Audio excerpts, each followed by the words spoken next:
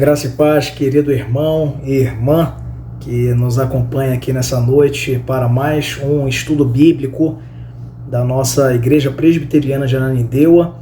É uma alegria te receber aqui nessa continuidade do nosso estudo a respeito das missões e da igreja local. Você que tem nos acompanhado aí no YouTube e também no nosso canal oficial da igreja, não deixe de compartilhar com os seus amigos queridos este estudo e também inscrever-se no nosso canal para você não perder os nossos conteúdos que ao longo de todo esse ano de 2023 estarão sendo produzidos para a edificação da tua vida. E é muito importante que você curta, que você compartilhe, porque assim você faz mais conhecido o nosso trabalho da igreja, que não é um trabalho para vangloriar a homens ou para propagandear uma denominação, mas para apresentar de maneira rica, de maneira profunda o Evangelho de Cristo. É possível que você esteja nos acompanhando agora no seu trabalho, quem sabe no deslocamento da cidade, pelos ônibus, nos trânsitos da vida, aonde quer que você esteja. O nosso desejo é que o Senhor Jesus te abençoe e te ilumine para que esta palavra encontre morada no teu coração e que você saia daqui nesta noite esclarecido. Pois bem, nós estamos aqui então em mais uma das nossas jornadas de aprendizado com respeito a este tema que neste ano de 2023 foi proposto para a nossa igreja, que é esse tema tão importante que são as missões, não é? E em 2023 estaremos especificamente aprendendo sobre essa relação entre o dever missionário do crente e a igreja local. O que a igreja local pode e deve fazer para ser relevante, para ser produtiva no contexto das missões, no contexto da expansão do reino de Deus. Em janeiro, nós estudamos o significado do manual de missões da igreja que nós encontramos na Bíblia Sagrada, no livro de Atos dos Apóstolos, que foi escrito por Lucas, endereçado a Teófilo, que era um alto oficial do Império Romano. Então, durante alguns encontros, às quartas-feiras, no mês de janeiro, nós refletimos sobre isso. E agora, em fevereiro, nós temos um novo tema para exame no tocante a esse tema maior, que é a igreja local e missões, e que é o significado do Pentecostes. Muito se tem debatido nos dias atuais, sobretudo com o interesse crescente da igreja brasileira com respeito à teologia reformada. Muito se tem debatido a respeito desse tema. Nem sempre há concordância no meio teológico no que diz respeito ao que significou biblicamente o Pentecostes.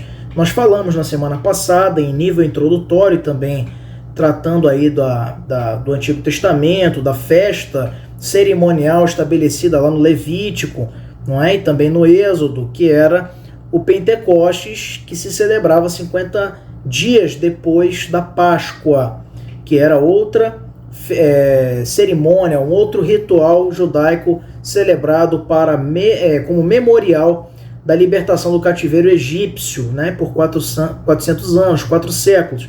Então, o Senhor ordenou ao povo de Israel que celebrasse essas festas, assim também como a festa dos tabernáculos, para o louvor do seu nome, para que o povo não se esquecesse das grandes maravilhas que foram operadas por Deus por ocasião da libertação do cativeiro egípcio, onde ele precipitou ao mar o exército de Faraó e seus cavaleiros, dando então a vitória ao seu povo, que, por desobediência, precisou por 40 anos vagar pelo deserto para enfim chegar à terra prometida, Canaã, que é o que você vai ver mais detidamente, esse processo de chegada à terra prometida e de conquista da terra prometida no livro de Josué.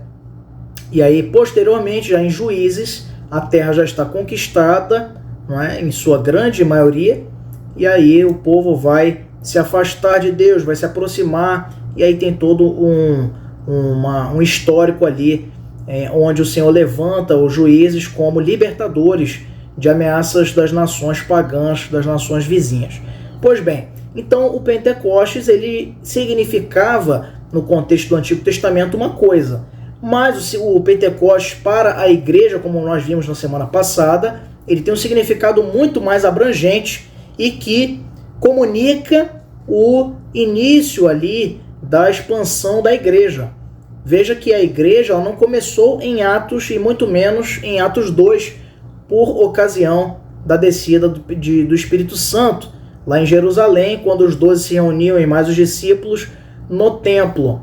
Então, na realidade, a igreja ela é a comunhão de todos os eleitos pelo Senhor, de todos os remidos no sangue do Cordeiro, que é Cristo. Então, Abraão, Moisés, Noé, Davi, Salomão, todos estes personagens, Jacó, Isaac, eles somente foram salvos pela graça de Cristo, inclusive no Antigo Testamento. Só que isso nos fica muito claro lá na carta aos Hebreus, eles eram justificados pela fé, assim como nós somos também na atualidade, na contemporaneidade, assim como a igreja foi no início, ali no nascer desta nova aliança. Então, na verdade, Atos 2, ele comunica uma passagem de eras, porque verdadeiramente a igreja ali passa a ter um marco diferencial, que é a descida do Espírito Santo para acompanhar a igreja. A gente vai ver isso aqui muito claramente a partir do ensinamento de Jesus. Semana passada a gente viu o significado do Pentecostes lá, conforme Atos, no capítulo de número 1 e 2, especialmente no capítulo 2, quando relata-se então a descida do Espírito Santo, que foi um evento único e irrepetível. A gente repetiu algumas vezes isso na semana passada. E hoje, o nosso tema específico será o evento Pentecostes, ou o que significa o Pentecostes segundo Jesus. O que Jesus disse a respeito deste evento e o que nós podemos aprender com ele com respeito ao Pentecostes. Então eu quero convidar que você abra sua Bíblia lá no Evangelho de João, capítulo 14, e nós vamos fazer uma leitura breve dos versos 16 e 17, apenas esses dois versículos, quando, por ocasião da promessa de um outro Consolador, Jesus vai falar da missão deste Consolador. João, capítulo 14, versos 16 até o verso 17. João 14, 16 e 17. Diz assim a palavra de Deus: E eu rogarei ao Pai, e ele vos dará outro Consolador, a fim de que esteja para sempre convosco, o Espírito da verdade, que o mundo não pode receber, porque não o vê e nem o conhece. Vós o conheceis, porque ele habita convosco e estará em vós. Amém. Então, a palavra de Deus, meus irmãos, ela é muito clara e categórica, e sobretudo no ensino de Cristo, ao afirmar que este Espírito Santo, ele é o grande símbolo do cumprimento da aliança que Cristo fez para com os seus discípulos e para com a sua igreja, que é o seu corpo na terra, é a agência do reino de Deus. Então, por que isso? Porque lá em João 14 é o mesmo texto onde Jesus faz referência, no verso número 6, a ser ele o único caminho, a verdade e a vida. E ele então, diante dessa despedida, onde ele também apresenta ali aos discípulos um encaminhamento seu para o Calvário, uma despedida que seria breve, onde ele iria para a casa do Pai preparar moradas para os seus discípulos. É então ali que nós observamos que ele conforta, e por isso o Espírito Santo assume esse símbolo, essa figura do Consolador, porque de fato ele vai funcionar na vida da igreja como esse grande orientador e iluminador do crente, do verdadeiro cristão. Então, o que a gente pode aprender, para nós sermos mais objetivos, neste texto com respeito ao ensinamento de Jesus em relação ao Pentecostes? É possível nós entendermos muitas coisas a partir do ensinamento de Cristo, porque ele, sendo o próprio Deus, a palavra encarnada, o verbo vivo de Deus, o Logos de Deus, Jesus, ele transmitia esse processo de uma maneira muito profunda, haja vista a sua sabedoria e o seu poder e consciência divina. Então, nós observamos que ele nos diz isso aí, muito claramente dizendo em João 14, 16 e 17 que ele rogará ao Pai e ele nos daria um outro Consolador, que é o Espírito Santo, a fim de que esteja para sempre convosco o Espírito da verdade, que o mundo não pode receber, porque não o vê nem o conhece. Vós o conheceis, ou nós o conhecemos, porque ele habita conosco e estará em nós. Então, a primeira lição que nós aprendemos aqui, queridos, nessa noite do dia 15 de fevereiro de 2023, é que o Espírito Santo é Deus. O Espírito Santo, ele não é uma força, o Espírito Santo, ele não é uma categoria diferente de anjo, por exemplo, como defendem algumas vertentes religiosas, inclusive cristãs, entre aspas, cristãs. O Espírito Santo, ele não é uma energia.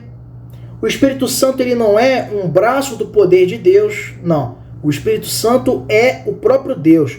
E por que nós vemos isso? Porque Jesus coloca aí exatamente no verso que acabamos de ler, verso 16 de João 14. E eu vos darei, ele vos dará outro Consolador.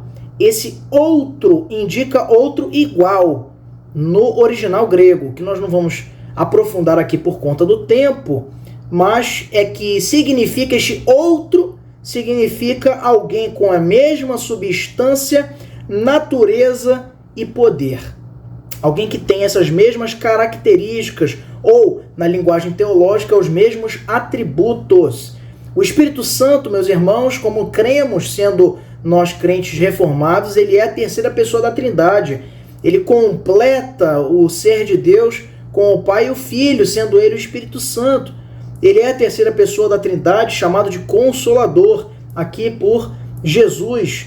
Isto é aquele que está ao nosso lado para consolar, para nos ajudar, para nos transmitir conforto. Consolo nos traz essa ideia exatamente de fortalecimento na dificuldade, nos traz essa ideia de alívio, nos traz essa ideia de refrigério, nos traz essa ideia de paz. E por isso, muitas vezes vai se associar biblicamente, no contexto do Novo Testamento, esse símbolo da pureza, da paz com o Espírito Santo, porque é também uma figura muito associada a ele, não é? Aquele que está ao nosso lado para nos ajudar. Ele é como se fosse também o nosso advogado, não é? Ele assumiria o lugar de Jesus pessoalmente, conforme a promessa de Jesus aqui em João 14, 16 e 17, habitando no crente. Jesus acompanhava a sua igreja pessoalmente e precisou morrer e ressuscitar para cumprir cabalmente o plano de redenção que foi projetado na eternidade para nos salvar, nós, enquanto igreja eleita e separada, povo de propriedade exclusiva de Deus. Então, o Espírito Santo, enquanto Consolador, no Pentecostes, ele funciona exatamente como um promotor da continuidade da obra de Jesus, do acompanhamento e da companhia que ele trazia para com os discípulos. E então ele funciona exatamente como este Consolador, e este que pessoalmente habita conosco, uma vez que nós somos templo do Espírito Santo. Para isso, alguns textos nos chamam a atenção, como por exemplo Atos 5, versos números 3 e 4. Veja aí na sua Bíblia, Atos capítulo 5, versos de número 3 e 4, que diz assim: Então disse Pedro, Ananias, por que encheu Satanás teu coração? Para que mentisses ao Espírito Santo, reservando parte do valor do campo, conservando-o porventura, não seria teu, e vendido não estaria em teu poder? Como, pois, assentaste no teu coração este desígnio? Não mentistes aos homens, mas a Deus. Então aqui, veja só, no verso 3, Pedro, no episódio onde Ananias e Safira, talvez, e muito certamente por serem motivados ali pela oferta de Barnabé, no capítulo anterior, capítulo 4, versos 36 e 37, Barnabé, que era chamado de José das Consolações, foi um grande cooperador de Paulo no início da igreja, e aqui antes mesmo de conhecer a Paulo, este Barnabé, por ser um homem bastante piedoso, vendeu tudo que tinha e, aliás, vendeu também um campo, vendendo essa propriedade, ele trouxe o preço e depositou ao pé dos apóstolos para contribuir com os mantimentos, as necessidades daqueles que estavam ali comungando da fé cristã nos primeiros dias, dadas as perseguições daquele momento. Então, veja que Barnabé fez isso com muita gentileza, com muita humildade e com um espírito genuíno de contribuição. Contudo, Ananias e Safira venderam da mesma forma também uma propriedade, mas retiveram parte do preço. E o problema não foi esse, porque não era obrigado eles venderem e darem tudo, mas eles disseram que estavam dando tudo. E aí por isso Pedro chega e questiona a mentira. O problema não foi a contribuição. Eu vejo muitos pastores, muitos líderes enfatizando que você precisa dar tudo, porque senão você vai ser fulminado diante da presença de Deus ou vai sucumbir ali de maneira súbita, como aconteceu com Ananias e Safira, sua esposa, que expiraram por terem tentado mentir a Deus. Mas o detalhe aqui que eu quero destacar com você, meu irmão e minha irmã que nos acompanha, é que Pedro ele destaca que esses dois cristãos, Ananias e Safira, não estavam mentindo para o Espírito Santo enquanto uma energia. Então ele coloca, veja o entendimento apostólico, o entendimento primacial da igreja, desde o princípio era de que o Espírito Santo era Deus. Porque ele fala no verso 3, Ananias, por que encheu Satanás teu coração para que mentisses ao Espírito Santo? E no verso 4, no finalzinho, ele diz, não mentistes aos homens, mas a Deus. Porque não há diferença para o apóstolo Pedro entre o Espírito Santo e Deus. São ambos a mesma substância, a mesma natureza. Também lá no texto de 1 Coríntios 12, versículos 4 e 6, quando Paulo escreve aquela igreja, você vai ver o seguinte. 1 Coríntios, capítulo 12, versos 4 e 6, ele diz assim, ora, os dons são diversos, mas o Espírito é o mesmo. E também há diversidade nos serviços, mas o Senhor é o mesmo.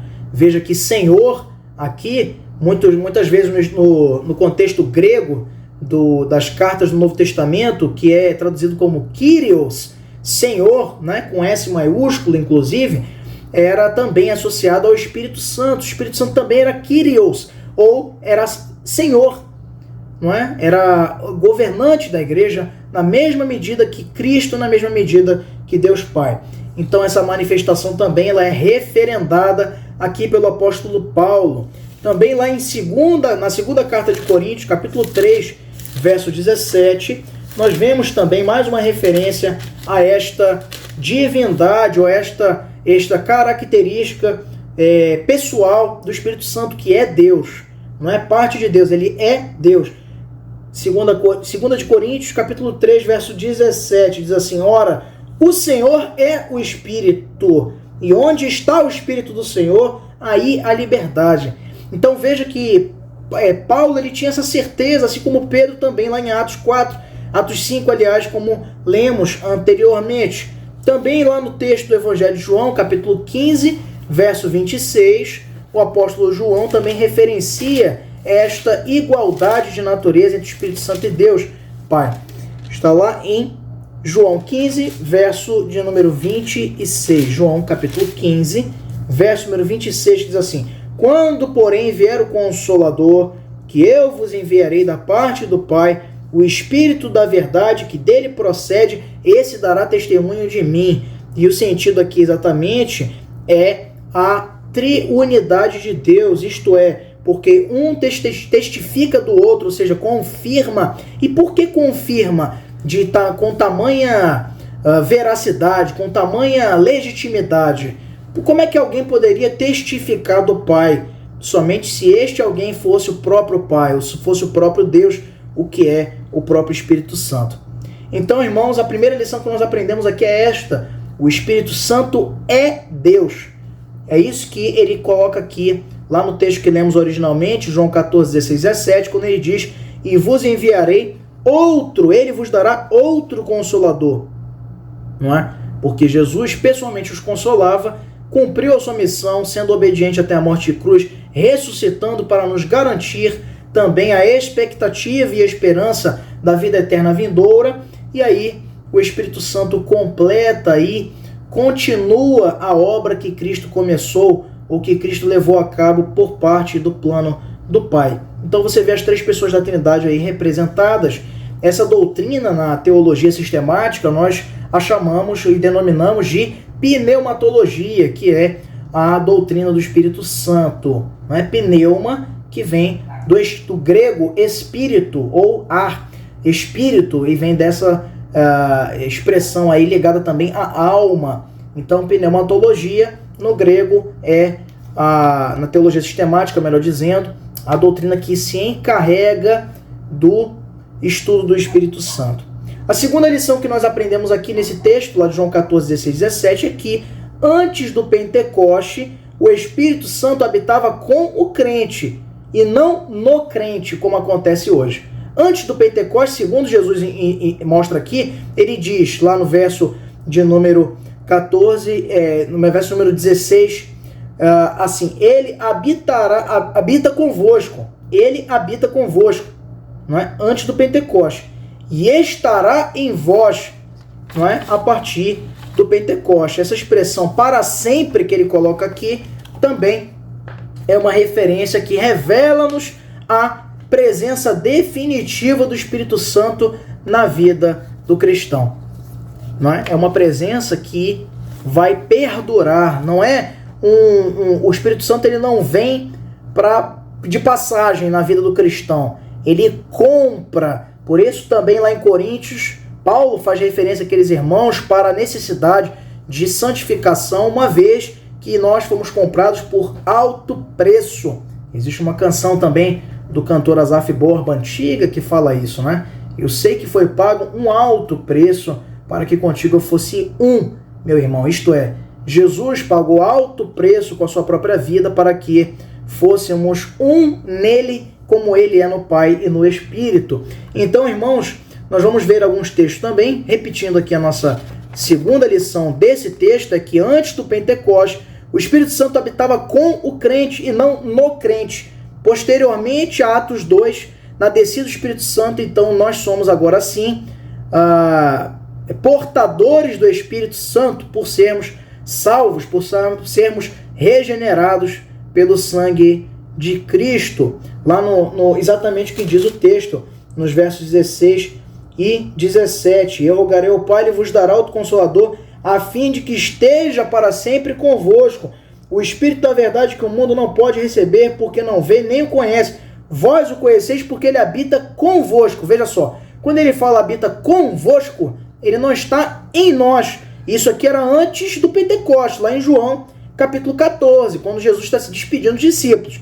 Então, por que ele habita convosco? Porque ele estava na pessoa do próprio Jesus, sendo ele também Deus. Então, estava com eles, não neles, mas no evento de Atos 2, no Pentecostes, na descida do Espírito Santo, então, finalmente, o Espírito ele deixa de estar apenas acompanhando, mas ele passa a residir em nós, passa a ser parte de quem nós somos também, sendo ele o nosso Consolador. Então vamos ver alguns textos que nos mostram isso, essa verdade, como por exemplo lá em Romanos 8, versos de 9 até o verso número 11, carta de Paulo aos Romanos, capítulo de número 8, versos de 9 a 11, diz assim a palavra de Deus: vós, porém, não estáis na carne, mas no Espírito.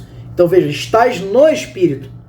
E se de fato o Espírito de Deus habita em vós, e se alguém não tem o Espírito de Cristo, esse tal não é dele. Se, porém, Cristo está em vós, o corpo, na verdade, está morto por causa do pecado, mas o Espírito é vida por causa da justiça. Se habita em vós o Espírito daquele que ressuscitou a Jesus dentre os mortos, esse mesmo que ressuscitou a Cristo Jesus dentre os mortos, vivificará também o vosso corpo mortal por meio do seu Espírito que em vós habita. Então, o texto nos mostra aqui, lá na referência de Paulo, que claramente nós somos portadores do Espírito enquanto sua igreja separada, santa e consagrada. Nós, enquanto novas criaturas, não temos o Espírito conosco, mas em nós.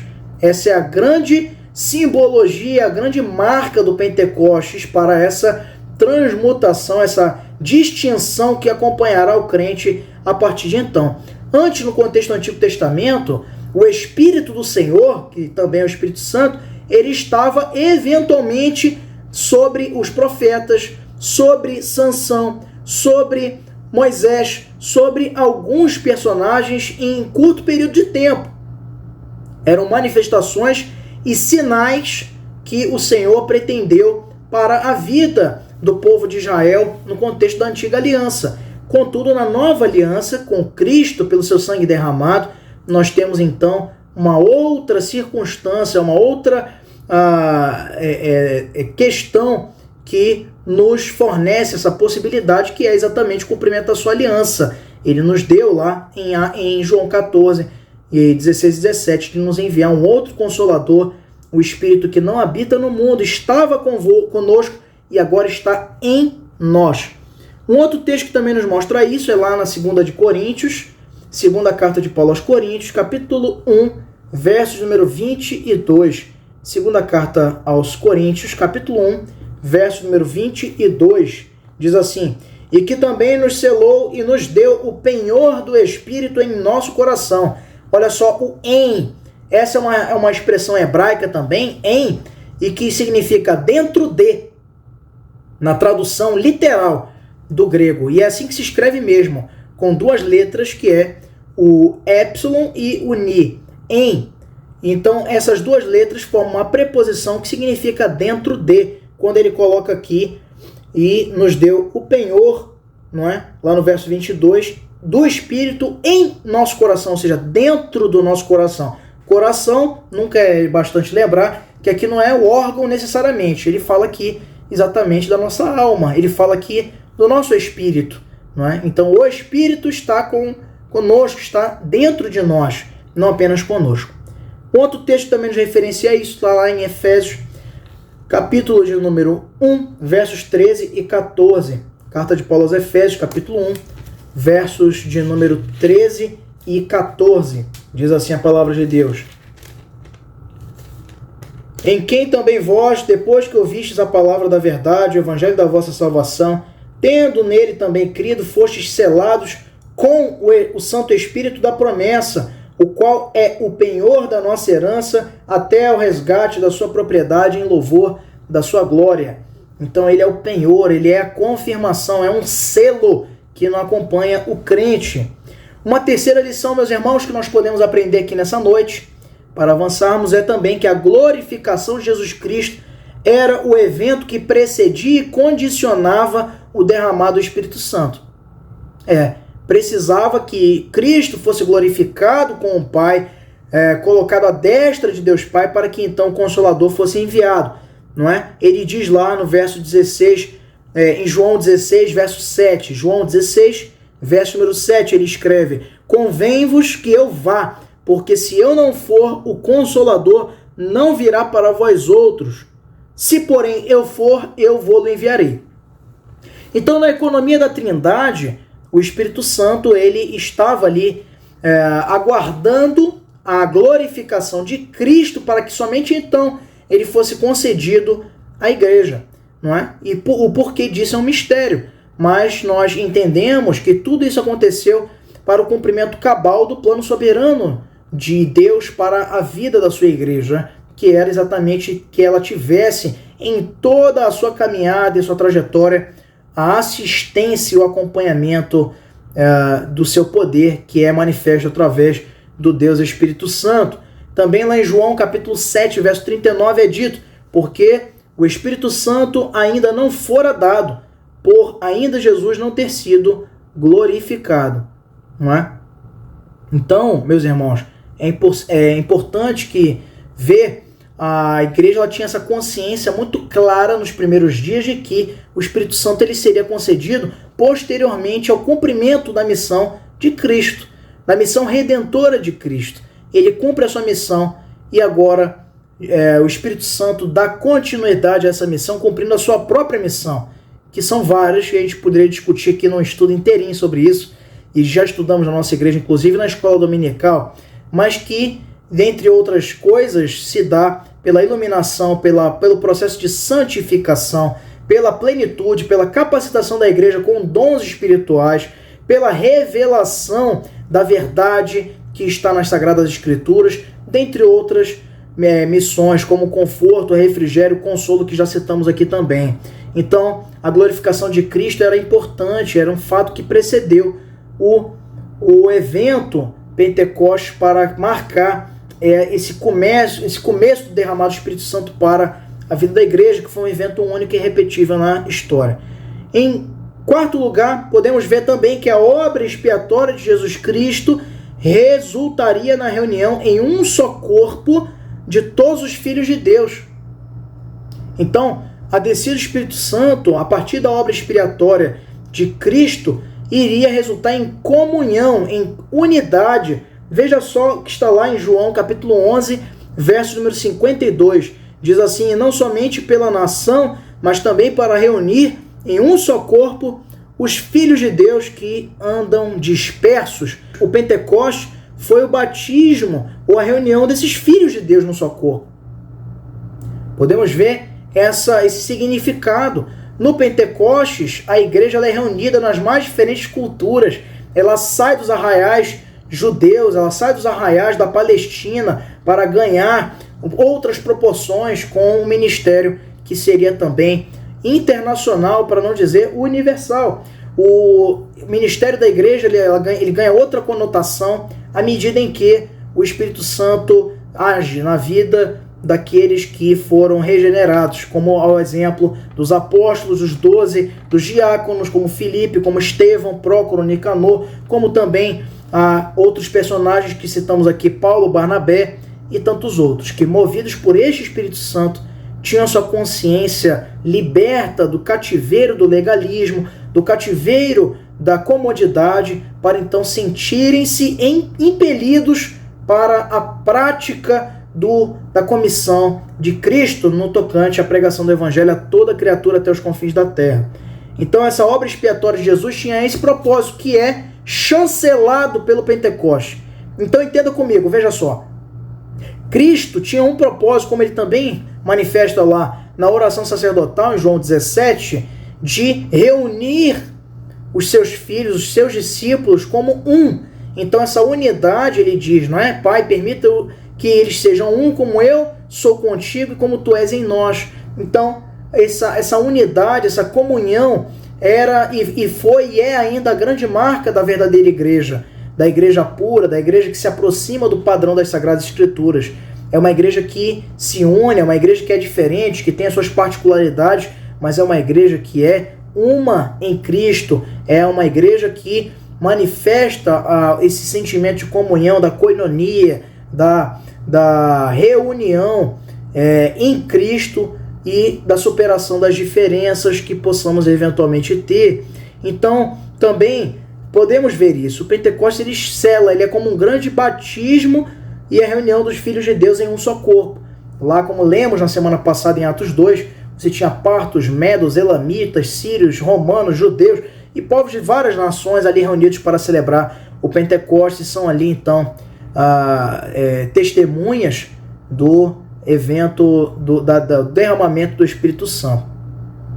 Lá também em Efésios, no capítulo 4, versos de 4 a 6, carta de Paulo aos Efésios, capítulo 4, de 4 a 6, Paulo vai enfatizar essa unidade que é proporcionada pelo Pentecostes, dizendo assim: há somente um corpo e um espírito, como também foste chamados numa só esperança da vossa vocação. Há um só Senhor, uma só fé, um só batismo, um só Deus e Pai de todos, o qual é sobre todos, age por meio de todos e está em todos. Veja essa unidade.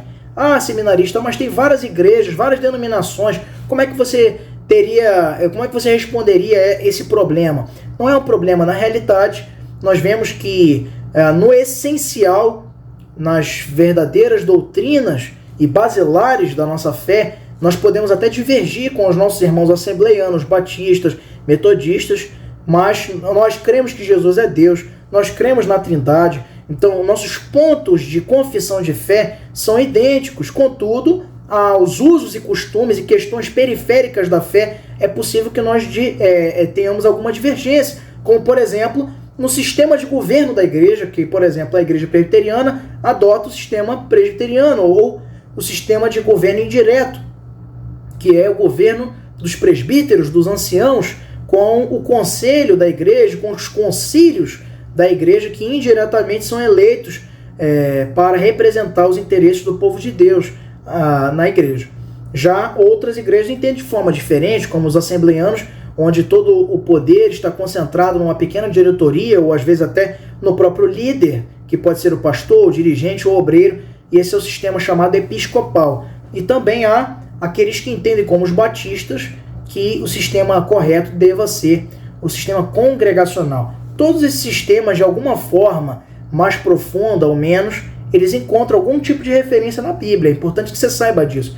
Contudo, cada denominação entende a aplicação que é mais conveniente, mais adequada no ponto de vista do Novo Testamento, que nós entendemos que é o sistema de democracia indireta, que é o sistema presbiteriano.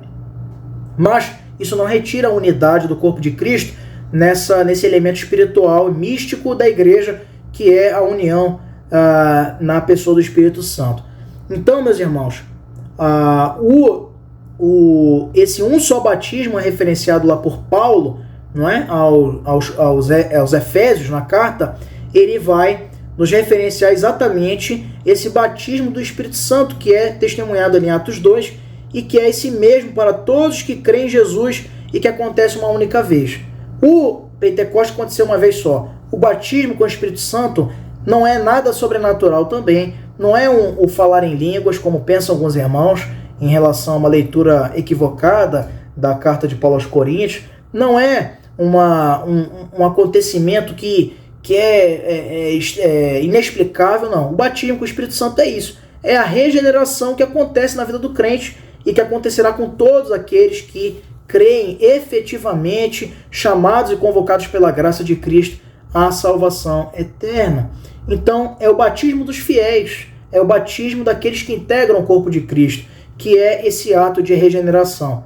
O dia que você foi salvo, o dia que você foi regenerado para ser uma nova criatura, é o dia em que você foi batizado pelo Espírito Santo, que não necessariamente é o mesmo dia em que com água, que é um símbolo, e aí também vai haver se muita, se pouca, não vou entrar nesse mérito, mas você vai na igreja e professa a sua fé e é batizado. Neste momento, não é necessariamente o dia em que você foi batizado com o Espírito Santo. Pode ser que aconteça em algum episódio muito peculiar, mas a grande maioria das vezes esses dias não se correlacionam. O dia do batismo na igreja, na comunidade cristã, é geralmente um dia simbólico ali para retratar o ingresso daquela pessoa como um selo de ingresso naquela igreja, naquela comunidade que professa a fé em Cristo. Mas, de outro lado, esse evento da regeneração é o que realmente testifica o batismo do Espírito Santo. Em último lugar, meus irmãos, para encerrarmos nesta quarta-feira, o Espírito Santo não habita no mundo. Isso está muito claro no texto lá que lemos, João 14, 16 e 17. Ele não habita no mundo, que é a sociedade sem Deus. Esse mundo aqui, no contexto do cosmos, aplicado no Novo Testamento, ele vai ter muitas aplicações, sobretudo para falar dos ímpios, dos injustos, da sociedade, do sistema de pecado reinante na nossa era. Como Paulo vai fazer referência a essa palavra lá em Romanos 12, de 1 e 2, né? Não vos conformeis com este século. Este século aí também é referenciado aí nesta ideia de mundo. Então, o Espírito Santo não habita no mundo. O Espírito Santo habita exclusivamente no crente, que é povo de propriedade exclusiva de Deus. Lá na primeira carta de João, capítulo 4, verso 4, é dito assim: porque maior é aquele que está em nós ou em vós do que aquele que está no mundo. O espírito reinante do mundo, que é o príncipe das trevas, os principados e potestades do mal. Acaso não sabeis que o vosso corpo é santuário do Espírito Santo que está em vós, o qual tendes da parte de Deus e que não sois de vós mesmos? É também o que Paulo diz na primeira carta aos Coríntios, capítulo 6, verso de número 19. Então, observe que o Espírito Santo ele não habita no mundo. Lá também, lá em João 14, 16 e 17, no texto que lemos logo no início do nosso estudo, é referenciado que ele não habita no mundo, mas habita em nós, ou seja, nos discípulos de Cristo, na igreja do Senhor. Então o Espírito Santo ele não é uma energia que está na natureza, como defende o panteísmo, não é uma coisa metafísica que transita, não é isso, ele é Deus, como aprendemos aqui, não é? Ele se manifesta na igreja para algumas finalidades, dentre as quais para a capacitação dela com dons para o cumprimento da sua missão. Antes desse Pentecostes, lá de Atos capítulo 2, o Espírito Santo habitava com o crente, mas não nele. Então, a partir do Pentecostes passa a habitar em nós, como vimos aqui nos textos. A glorificação de Cristo era o que precedia esse envio e essa habitação do Espírito Santo em nós. Também a obra expiatória de Jesus Cristo, ela resulta na reunião das múltiplas culturas, povos, línguas e nações como filhos de Deus. Essa também é uma finalidade do Espírito Santo. E também ele não habita no mundo, ele não habita na sociedade, ele habita na igreja, ele habita no povo de Deus, ele habita naquele que é lavado e regenerado pelo poder de Cristo e da sua cruz, que nos aproxima novamente de Deus pelos seus méritos, porque a salvação é pela graça, não é? É pela fé, pela graça mediante a fé, e isto não vem de vós, é dom de Deus, não de obras para que ninguém se glorie, o que está lá em Efésios, capítulo 2, versos de 8 a 10, ou versos de 1 a 10, para entendermos de maneira mais completa essa referência. Eu espero que nessa noite você tenha entendido mais um pouco sobre esta referência e que esse entendimento sobre a obra do Espírito Santo possa nos mover a confiar e depender cada vez mais do seu auxílio, porque nós, certamente, como filhos seus, humildemente precisamos nos achegar sempre, contando com a sua ajuda, com o seu apoio e com a sua direção. Que Deus te abençoe, te guarde. Encontro você na próxima quarta-feira, embora seja feriado da quarta-feira de cinzas, estaremos aqui firmes e fortes em nome de Jesus para aprender a palavra de Deus, onde falaremos sobre o significado do Pentecostes para a igreja. E será um momento onde nós vamos refletir bastante sobre a obra do Dr. Martyn Lloyd-Jones, quando ele fala sobre o Espírito Santo e a igreja. Eu espero você, não perca, toda quarta-feira às 19h30. Não deixe de inscrever-se no canal da nossa igreja presbiteriana de Ananindeua, curtir, compartilhar esse vídeo e deixar o seu comentário aqui para que possamos cada vez mais contribuir para que mais e mais pessoas conheçam as verdadeiras doutrinas da salvação que estão na palavra de Deus. Que Deus te abençoe, uma excelente noite.